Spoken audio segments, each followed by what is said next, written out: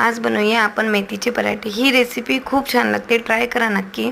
त्यात गव्हाच्या पिठात थोडं तांदूळाचं पीठ, मेथी, तिखट, मीठ, हळद, अद्रक, लसूण, कांदे, कोथिंबीर, त्याच्यात तेल टाकून पाणी मस्त मळून घ्यायचं। मग गोल गोल पराठे लाटून एक साईडला तवा ठेवायचा गॅसवर।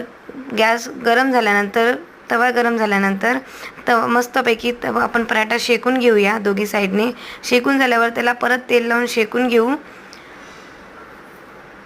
शेकल्यानंतर दोघी साईडने मस्त शेकला की पराठा होतोय रेडी। मग नंतर आपण बनवूया ठेचा। ठेच्यासाठी लसूण कुटून घेऊया। मग त्याच्यानंतर आपण भाजलेल्या मिरच्या कुटून घेऊ। मस्तपैकी खुडा बारीक ठेचून घ्यायचा आणि ठेचलेलाच खुडा छान लागतो। मग त्याच्यानंतर आपण एका पॅनमध्ये तेल गरम करून जिरं टाकून ठेचाही टाकून घ्यायचा, मीठ टाकायचा, ठेचा पण झाला रेडी।